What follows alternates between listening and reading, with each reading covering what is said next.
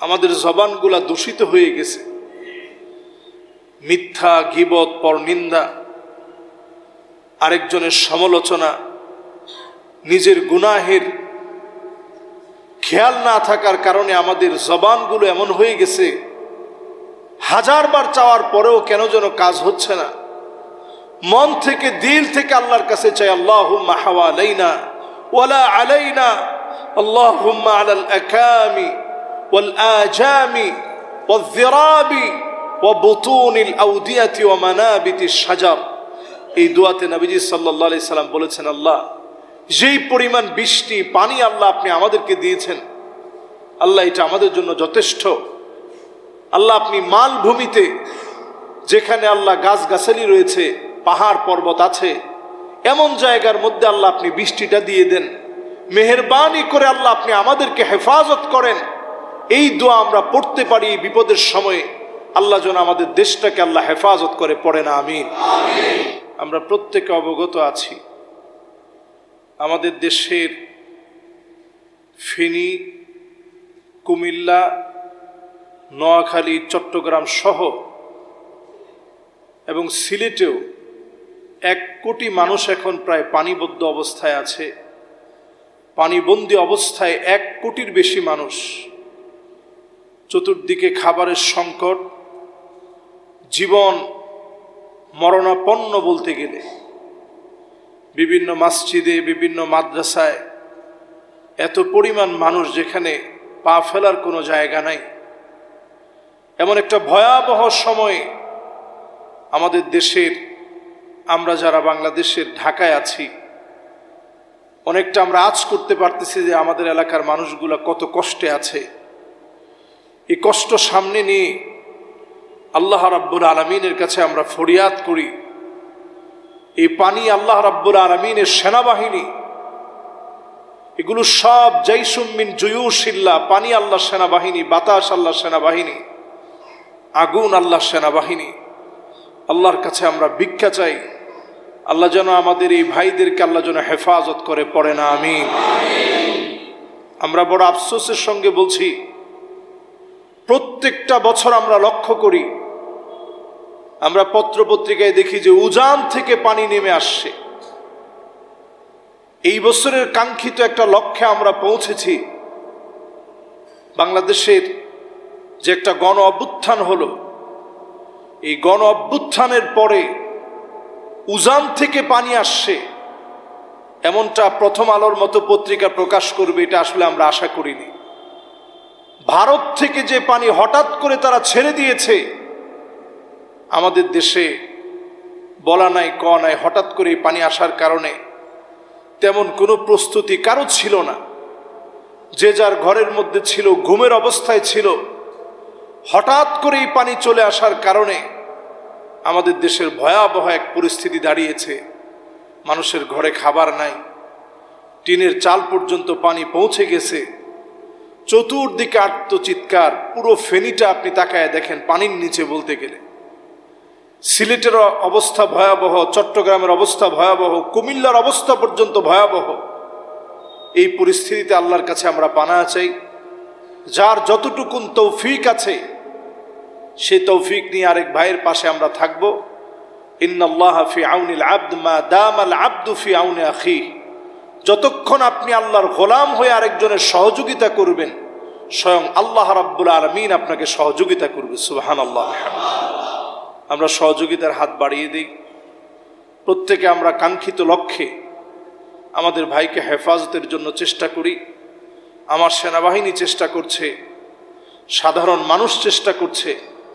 যাওয়ার মতো তেমন কোনো অবস্থা নাই, স্পিড বোর্ডে করে বিভিন্ন ভাইদেরকে উদ্ধারের কাজ চলছে।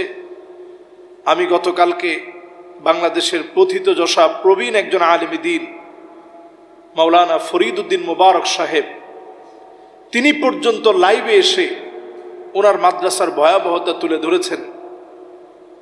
প্রত্যেকটা জায়গাতে ভয়াবহ অবস্থা।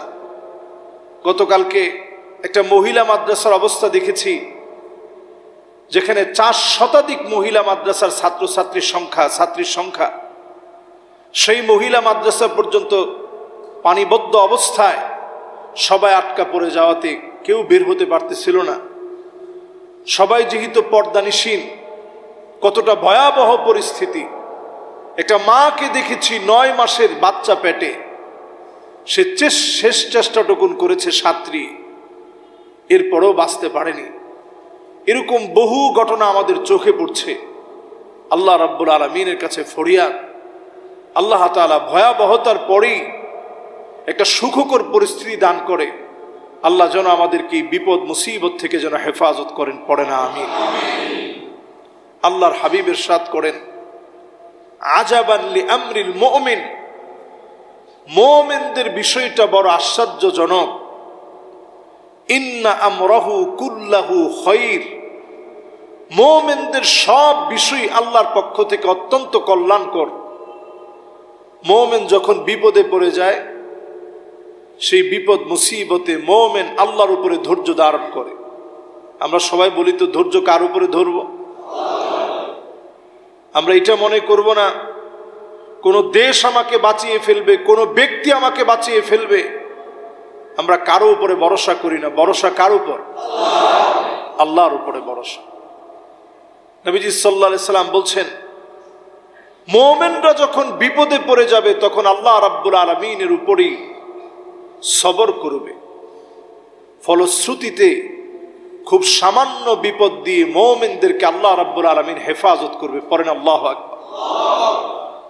এরপর নবীজি বলছেন, আর যখন মুমিনদেরকে আমি আল্লাহ রাব্বুল আলামিন ভালো একটা সময় দিই, এই ভালো সময়ে মুমিনরা আল্লাহ রাব্বুল আলামিনের শুকরগুজারি আদায় করে। এই শুকরিয়া আদায় করার কারণে বিপদে মুসিবতে আল্লাহ যেভাবে সহযোগিতা করেছে, শুকরিয়া আদায় করার কারণে আল্লাহ রাব্বুল আলামিন আরো বেশি নিয়ামত বাড়িয়ে দেন। পড়েন আল্লাহু আকবার। দুইটা অবস্থায় মুমিনদের জন্য বড় কল্যাণকর। একটা হচ্ছে বিপদের সময়, আরেকটা হচ্ছে নিয়ামতের সময়। এই পৃথিবীর শ্রেষ্ঠ দুইটা নিয়ামত, যেই দুইটা নিয়ামত মানুষ হারিয়ে ফেললে, মণি মুক্তা হীরা ডায়মন্ড দামি মহামূল্যবান কোনো বস্তু হারিয়ে ফেললে মানুষ যেমন খুঁজতে থাকে, মানুষ দুইটা নিয়ামত হারিয়ে ফেলে খুব খুঁজতে থাকে। নি'মাতান মাকবুনুন ফীহিমা কাসীরুম মিনান নাস, অধিকাংশ মানুষ দুইটা নিয়ামত খুঁজতে থাকে। এক নাম্বার নিয়ামতের নাম হচ্ছে সুস্থতার নিয়ামত, 2 নাম্বার নিয়ামত হচ্ছে অবসরের নিয়ামত। এই 2 নিয়ামত মানুষ খুঁজতে থাকে। অসুস্থ হয়ে গেলে মানুষ বোঝে সুস্থতার জীবনটা কত দামি ছিল। সবচেয়ে বড় নিয়ামত সুস্থতার নিয়ামত। এই সময়ে মানুষ বারবার খুঁজতে থাকে, আল্লাহ আপনি আমাকে সুস্থ বানায় দেন। অসুস্থ হলে মানুষ বারবার বলে, আল্লাহ সুস্থ বানায় দেন। অবসরে যখন মানুষ থাকে, এই নিয়ামতটা এত বড়, কাজ চলে আসলে মানুষ আল্লাহর কাছে বারবার বলে, আল্লাহ আপনি আমাকে একটু অবসর বানান। ব্যস্ততা যখন মানুষকে পেয়ে বসে, মানুষ বারবার বলতে থাকে, আল্লাহ আপনি আমাকে মেহেরবানি করে একটু অবসর দেন। কাজের চাপ যখন বেড়ে যায়, মানুষ একটু অবসর সময় কাটাতে চায়। এই 2 নিয়ামত মানুষ খুঁজতে থাকে, যখন হারিয়ে ফেলে। নবীজি সাল্লাল্লাহু আলাইহি সাল্লাম বলছেন, নি'মাতান মাকবুনুন ফীহিমা কাসীরুম মিনান নাস, অধিকাংশ মানুষ 2 নিয়ামত হারিয়ে বারবার খুঁজতে থাকে, তালাশ করতে থাকে। একটা হচ্ছে সুস্থতার নিয়ামত। আল্লাহ রাব্বুল আলামিন এখন আমাদেরকে যেই হালতে রেখেছে, আমাদের জন্য দাবি হচ্ছে এই নিয়ামতের পরে আমাদের যারা এখন অসুস্থ অবস্থায় আছে, পানিবদ্ধ অবস্থায় আছে, বিপদ মুসিবতের মধ্যে রয়েছে, এদের পাশে দাঁড়ানো, এদের জন্য অন্তত চেষ্টা করা। আমাদের দেশের জন্য আর কিছু না পারলেও আল্লাহর কাছে দোয়া করা। নবীজি সাল্লাল্লাহু আলাইহি সাল্লাম এই সময়ের দামি কিছু আমল শিখিয়েছেন। যখন পানি দিয়ে চতুর্দিক ভরে যাবে, বন্যায় যখন প্লাবিত হবে, এরকম ভয়াবহ পরিস্থিতি যদি কখনো সৃষ্টি হয়, নবীজি সাল্লাল্লাহু আলাইহি ওয়াসাল্লাম কিছু আমল দিয়েছেন। আমল নাম্বার 1, ইদা হাদাবাহু আমর ফাসাল্লা, যখনই কোনো বিপদ আমাদের উপরে আসবে, বিপদের সময় দাবি হচ্ছে আমরা যারা অন্তত বিপদে পড়ি নেই, আমাদের জন্য দায়িত্ব অন্তত 2 রাকাত নামাজ বেশি পড়েন, মুসিবতে যারা আছে তাদের জন্য দোয়া করেন। 1 নম্বর আমল কি?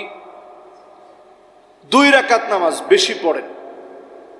2 রাকাত নামাজ পড়ে মাজলুম যারা এখন বিপদ মুসিবতে যারা এখন আছে তাদের জন্য 2 রাকাত নামাজ পড়ে দোয়া করেন। 2 নম্বর আমল হচ্ছে সাধ্য অনুযায়ী তাদের পাশে দাঁড়িয়ে চেষ্টা করা। এটা কেমন সওয়াব? একজন বিধবা, একজন অনাথ, একজন এতিম, একজন মিসকিনের পাশে আপনি দাঁড়ালেন, সব আছে কিন্তু এখন কিছুই নাই, এমন মানুষের পাশে আপনি দাঁড়ালেন। কাল মুজাহিদি ফি সাবিলিল্লাহ, আল্লাহর পথে প্রাণান্তকর লড়াই, ছুরির সামনে দাঁড়িয়ে জীবন দিলে যেমন সওয়াব হয়, জিহাদের ময়দানে দাঁড়িয়ে থেকে জিহাদ করলে যেমন সওয়াব হয়, এই সময় আরেক ভাইয়ের জন্য চেষ্টা করলে আল্লাহ তাআলা তেমন সওয়াব দান করে দিবে। সুবহানাল্লাহ। 1 নম্বর কাজ নামাজ পড়ে দোয়া করেন। 2 নম্বর কাজ সাধ্যমতো তাদের জন্য চেষ্টা করেন। 3 নম্বর কাজ হচ্ছে নবী করিম সাল্লাল্লাহু আলাইহি ওয়াসাল্লাম একটা দোয়া শিখিয়েছেন, আল্লাহুম্মা লা তাকতুলনা বিগাদাবিক। সবাই পড়ি, আল্লাহুম্মা লা তাকতুলনা বিগাদাবিক ওয়া লা তুহলিকনা বিআযাবিক ওয়া আফিনা ক্বাবলা যালিক। আল্লাহর কাছে বললাম, আল্লাহ এই আযাব দিয়ে আল্লাহ আপনি আমাদেরকে ধ্বংস করে দিন না। আল্লাহর কাছে আমরা বিনয়ের সঙ্গে বললাম, আয় আল্লাহ তাআলা এই আযাব দিয়ে আমাদেরকে ধ্বংস করে দিন না। ওয়ালা তুহলিকনা বিআযাবিক, এই আযাব দিয়ে আমাদেরকে নিঃশেষ করে দিন না, আল্লাহ আমাদেরকে শেষ করে দিন না। ওয়া আফিনা ক্বাবলা যালিক, এই আযাব থেকে আল্লাহ আপনি আমাদেরকে হেফাজত করেন। নবীজি সাল্লাল্লাহু আলাইহি সাল্লাম এই দোয়া আমাদেরকে শিখিয়েছেন। পাশাপাশি সহিহ বুখারী, সহিহ মুসলিমে আরো একটি দোয়া এসেছে। প্রচন্ড বৃষ্টির সময়ের ক্ষতি থেকে বাঁচার জন্য নবীজি সাল্লাল্লাহু আলাইহি সাল্লাম পড়তেন, আল্লাহুম্মা হাওয়ালাইনা ওয়ালা আলাইনা, আল্লাহুম্মা আলাল আকামি ওয়াল আজামি والذراب وبطون الأودية ومنابت الشجر। আমাদের জবানগুলা দূষিত হয়ে গেছে, মিথ্যা, গীবত, পরনিন্দা, আরেকজনের সমালোচনা, নিজের গুনাহের খেয়াল না থাকার কারণে আমাদের জবানগুলো এমন হয়ে গেছে, 1000 বার চাওয়ার পরেও কেন যেন কাজ হচ্ছে না।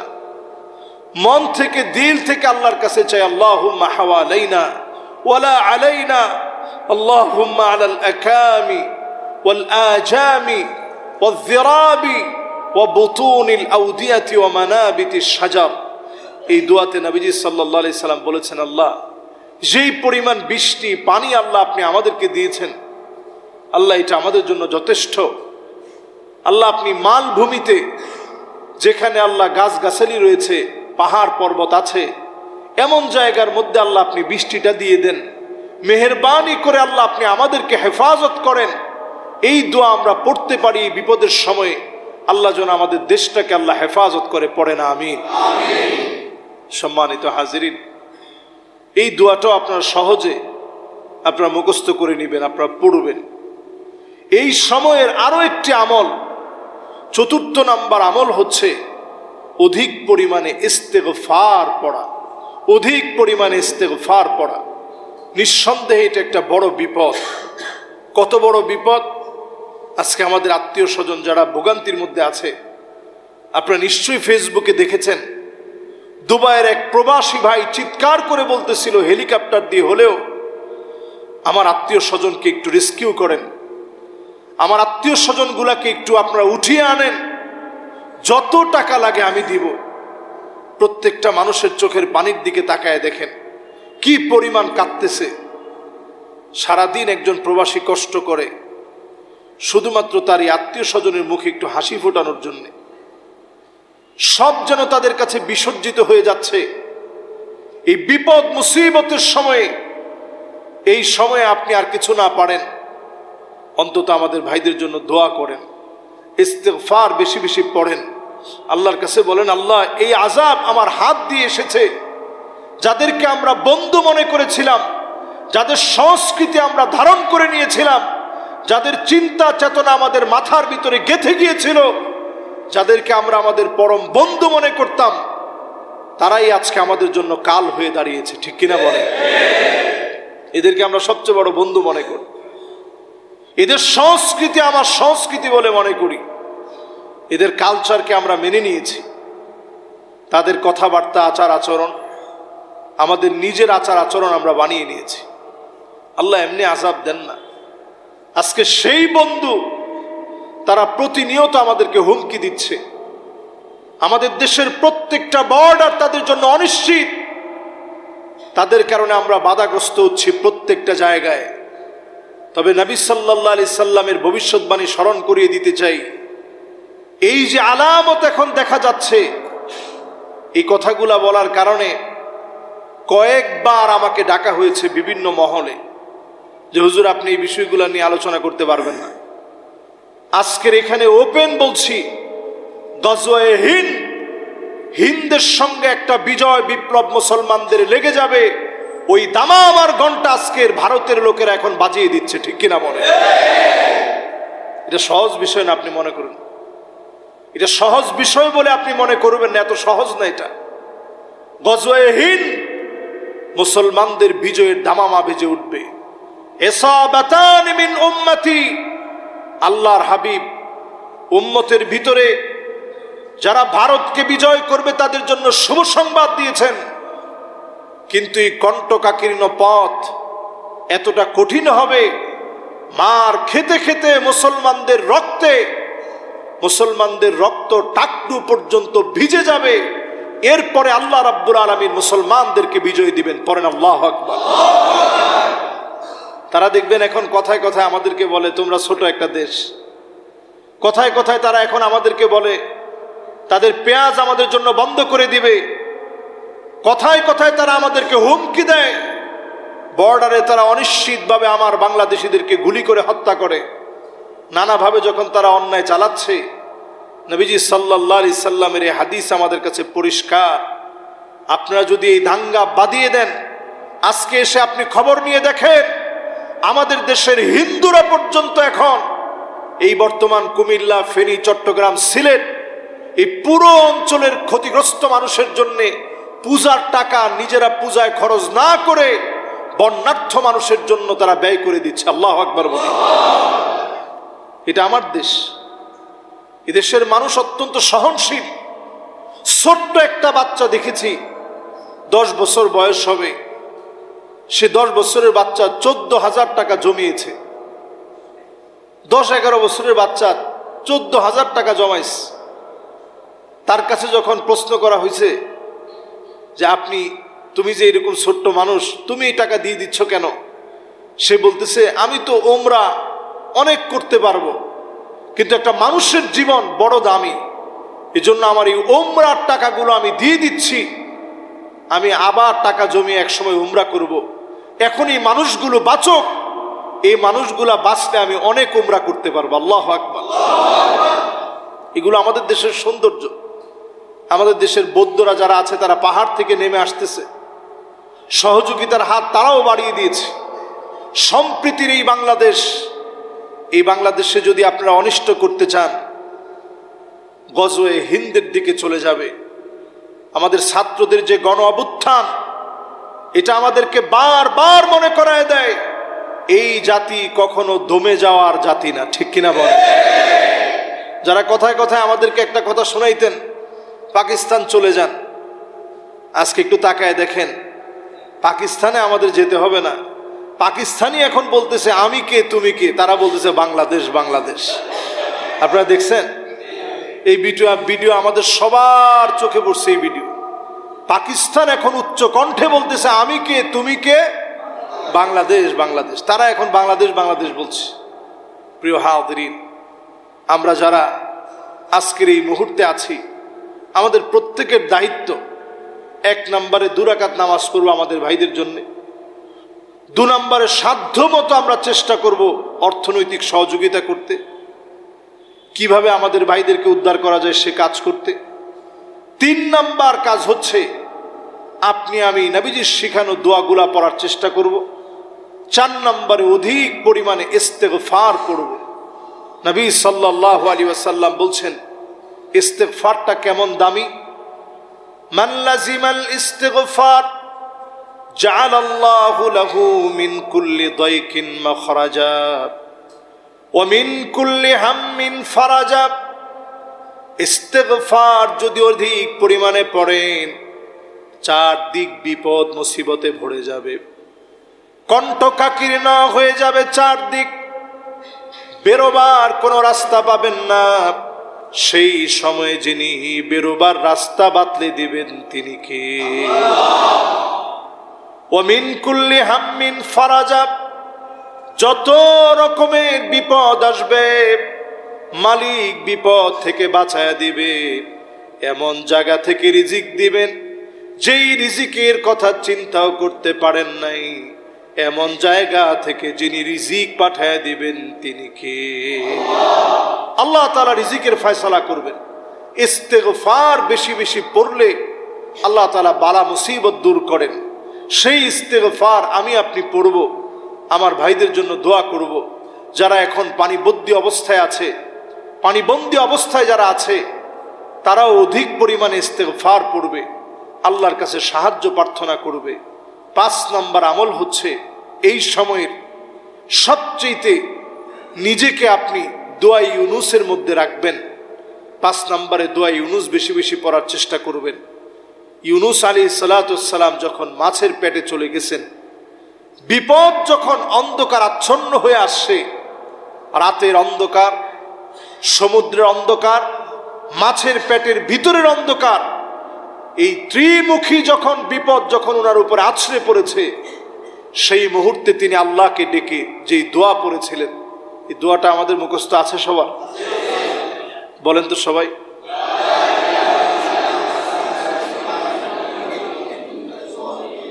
এই দোয়াটা পড়বেন, লা ইলাহা ইল্লা আনতা সুবহানাকা ইন্নী কুনতু মিনাজ জালিমিন। এই দোয়াটা পড়ার চেষ্টা করবেন। যদি আপনি ঈমানের সঙ্গে পড়েন, মন থেকে দিল থেকে যদি আপনি মহব্বত নিয়ে পড়তে পারেন, আমরা বিশ্বাস করি এই বিপদেও যিনি আমাদেরকে হেফাজত করবেন তিনি কে? আমার বয়স যতটুকুন হয়েছে, এই বয়সে কুমিল্লা এরকম বিপজ্জনক পানি উঠছে এটা আমরা দেখি নাই, ওনারাও দেখেন। এইরকম বিপজ্জনক পানি কুমিল্লায়, ফেনীতে, নোয়াখালীতে হয়েছে, এটা আমরা কখনো দেখি নাই। এরকম ভয়াবহ আকার ধারণ করছে। সিলেটের অবস্থা এখন কিছুদিন পর পরই ভয়াবহ হচ্ছে। আমরা বুঝতেছি চতুর্দিক থেকে আমাদেরকে কোণঠাসা করা হচ্ছে। সব দিক থেকে যদি রাস্তা বন্ধ করে দেওয়া হয়, মালিক যদি রাস্তা খুলে দিতে চায়, চতুর্দিকের শত্রু রাস্তা বন্ধ করে তারা নিজেরা পালাবার জায়গা খুঁজে পাবে না। ঠিক কিনা বলে? এই জন্য আল্লাহর কাছে ফরিয়াদ করে, যাদেরকে আল্লাহ তাআলা যে হালতে রাখছেন, এই হালতে আল্লাহর কাছে বেশি বেশি প্রার্থনা করি। আজকেও আমরা নিজেরা দোয়া করব, সহযোগিতার হাত আমরা বাড়িয়ে দিব। প্রত্যেকটা মসজিদ থেকে আমার মনে হয় এমন কোনো মসজিদ নেই যে মসজিদ থেকে উদ্যোগ গ্রহণ করা হবে না। আমাদের মসজিদের একটা মানবিক স্লোগান হচ্ছে মসজিদ মসজিদ মানবতার প্রাণ কেন্দ্র। বলেন মসজিদ কিসের প্রাণ কেন্দ্র? এটা এই বন্যার্থ পানিবন্দী মানুষের এই সময়ে আপনি একটু মিলায় দেখেন, মসজিদ মানবতার প্রাণ কেন্দ্র। বিভিন্ন মসজিদ থেকে এলান করা হয়েছে আপনারা আসেন মসজিদে, আসেন মাদ্রাসায়, সেখানে মানুষের এখন আশ্রয়ের কেন্দ্র হয়েছে, যে মসজিদগুলো মানবতার প্রাণ কেন্দ্র। আমরা সাধ্য অনুযায়ী গত জুমায় আমরা বলেছিলাম যে মসজিদের জন্য আমরা কালেকশন করব।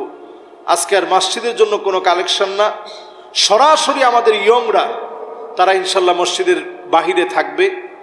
আমরা ইনশাআল্লাহ আপনাদের সাধ্য অনুযায়ী যতটুকু আপনারা দিবেন, এই অর্থটা উঠিয়ে যথাযোগ্য জায়গায়, যেখান থেকে খুব সহজে মানুষের সেবা হবে। এখন টাকার চাইতে আরো অনেক সেবার বেশি প্রয়োজন, খাবারের বেশি প্রয়োজন। শুকনা খাবার, স্যালাইন, পানিবাহিত রোগগুলো যেন ছড়িয়ে না পড়ে, এরকম অনেক কিছুর বহু প্রয়োজন। আলহামদুলিল্লাহ, যে অঞ্চল এখন বন্যায় কবলিত, অর্থনৈতিকভাবে তারা স্বাবলম্বী, কুমিল্লা বলেন, ফেনী বলেন, নোয়াখালী বলেন, চট্টগ্রাম বলেন, এই সময়ে তারা যে দুর্বিষহ একটা যন্ত্রণায় আছে, কোনো খাবার নিতে পারে নাই, কিছু নিতে পারে নাই। এর মধ্যে হঠাৎ পানি চলে আসছে, কিছু যেন তাদেরকে দেওয়া যায়। এজন্য আমরা সাধ্য অনুযায়ী ইনশাআল্লাহ চেষ্টা করব। আমরা একজনও বাকি থাকবো না, সবাই আমরা দেওয়ার চেষ্টা করব ইনশাআল্লাহ। আমরা যথাযথ স্থানে ইনশাআল্লাহ তারা যেন হকটা বুঝে পায়, মানুষের সেবায় যেন আমার 1 টাকা যেন কাজে লাগে, আমরা এটা ইনশাআল্লাহ আল্লাহর কাছে প্রত্যাশা করি। আপনারা প্রত্যেকে ইনশাআল্লাহ সহযোগিতার হাত বাড়িয়ে দিবেন। আল্লাহ রাব্বুল আলামিন যেন আমাদের আজকের এই কথাগুলো আমল করার তৌফিক দান করেন। সাধ্য অনুযায়ী যেন আমরা প্রত্যেকে পাশে দাঁড়াতে পারি, আল্লাহ যেন তৌফিক দান করেন, পড়েন আমিন। আমিও আপনাদের কাছে দোয়া চাই। আসলে দেশের এই ক্লান্তি লগ্নে ভালো থাকা যায় না। গতকাল রাত্রেও সারা রাত আমি ঘুমাতে পারি নাই। আমার কাছে বারবার মনে হয়েছে কোন ভাইটার না জানি কি হালত, কোন ভাইটা না জানি এখন কি হালতে আছে, আমি কেমন করে ঘুমাই। আমার কত হাজারো ভাই এখন ঘুমাতে পারতেছে না, কত মানুষ সেই সময় লাইভ করতেছে যে ভাই একটু বাঁচান। বাঁচার আকুতি মিনতি প্রত্যেকের কণ্ঠে, প্রত্যেকের চোখে মুখে। মানুষগুলো যখন এমন বিপদে থাকে তখন আমরা ভালো থাকতে পারি না। আল্লাহর কাছে আমরা ফরিয়াদ করি, এই বালা মুসিবত থেকে যেন আল্লাহ আমাদেরকে উত্তরণের তৌফিক দান করেন, পড়েন আমিন। সুন্দর একটা বাংলাদেশ গড়ার জন্য যারা বাধা দিচ্ছে নানাভাবে, আল্লাহ রাব্বুল আলামিন যেন তাদের জন্য যথেষ্ট হয়ে যায়, পড়েন আমিন। আর আজকে আমাদের, আপনারা জানেন যে লাশ ঘর খুব অল্প সময় ধরে এটাকে সাজানো হয়েছে। কার কখন ডাক আসে আমরা কেউ জানি না। আমাদের এই সামনে জনাব আবুল কালাম সাহেব, যিনি প্রতিনিয়ত আমাদের সামনে বসা থাকেন, নামাজে প্রথম কাতারে থাকেন, আমার অত্যন্ত প্রিয় মুসল্লি, বিশ্বাস করেন যার কথা মুলতাজামে দাঁড়ালেও, যার কথাটা আমার মনে হয় যে ওনার জন্য একটু দোয়া করা দরকার। ওনার প্রিয়তমা স্ত্রী দুনিয়া থেকে বিদায় নিয়েছেন। আমরা প্রত্যেকে দোয়া করি, আল্লাহুম্মা সাব্বিতহা আলাল ঈমান। আল্লাহ যেন ওনার আখিরাতের পথকে সহজ করে দেন, পড়েন আমিন। আরো একজন মহিলা, উনি দুনিয়া থেকে বিদায় নিয়েছেন। ওনাদের জানাজা হবে ইনশাআল্লাহ সলাতুল জুমা আদায় করার পর ওনাদের জানাজা হবে। আমরা জানাজা ইনশাআল্লাহ অংশগ্রহণ করব, আমরা দোয়া করব ইনশাআল্লাহ। অল্প কিছুক্ষণের ভিতরেই আমাদের যারা ভলান্টিয়ার আছে মসজিদের, বাহিরেও আছে ইনশাআল্লাহ, হ্যাঁ ইনশাআল্লাহ বাহিরে যারা আছেন তারা ইনশাআল্লাহ বাহিরে আমাদের যারা ভলান্টিয়ার আছে তাদের কাছে ইনশাআল্লাহ আপনারা দিবেন, এবং এখানেও ইনশাআল্লাহ টাকা উঠানো হবে। এবং আপনারা চেষ্টা করবেন, যদি এখন দিতে না পারেন যাওয়ার সময় আপনারা দিয়ে যাবেন।